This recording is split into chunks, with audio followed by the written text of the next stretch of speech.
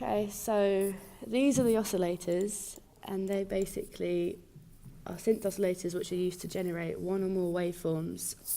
And the signal is sent to the other portions of the synth engine for shaping, processing, and manipulation.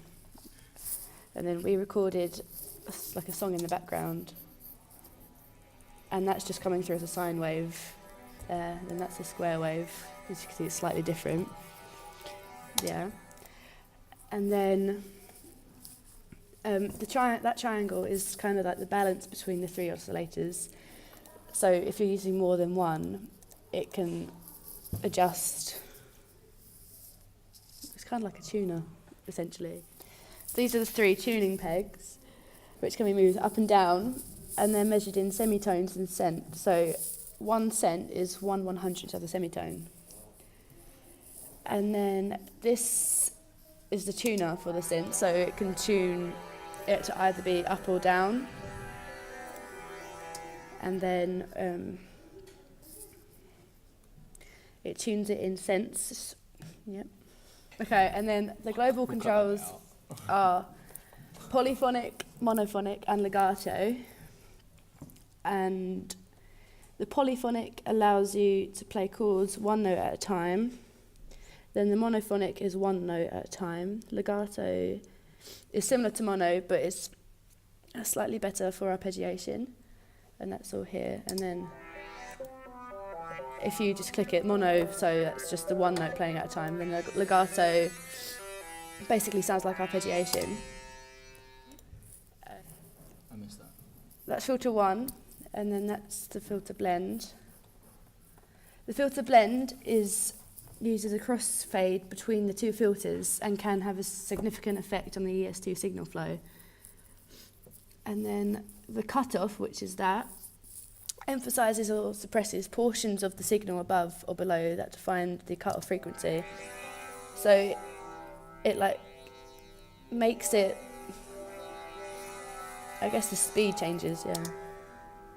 Okay, this is the modulation router, and this links the modulation sources such as the envelope to modulation targets and filters it through 10 different routings, so all of these.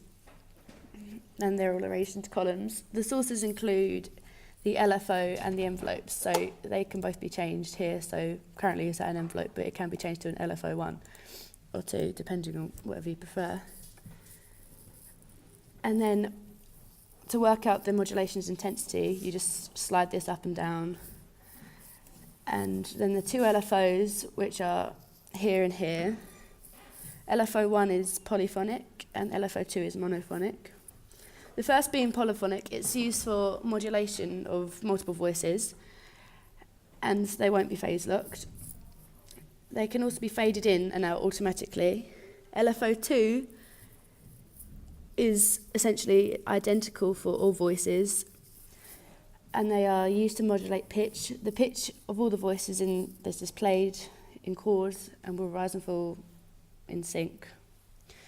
Yeah, and then the 1, 2, 3. Okay, so there are 3 envelopes: envelope 1, envelope 2, envelope 3, and they're all here.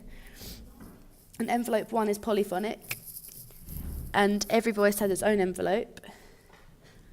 And then alongside each envelope, they also have the attack and decay. The attack is the length of time it takes for the level of a note to rise from an amplitude of 0 to set amplitude. The decay is the period of time it takes for the level of the held note to fall in the sustain level. The sustain is to sustain parameters that interact with each other. One controls the sustain level and the other controls the sustain time. And then here is the release. The release is the time it's required for the sustain level to decay to 0 once the key has been released. So the more it's raised, it produces like more of an echo. And then the velocity, which is here, is the velocity sensitivity of the entire envelope. So it just sounds like that, basically.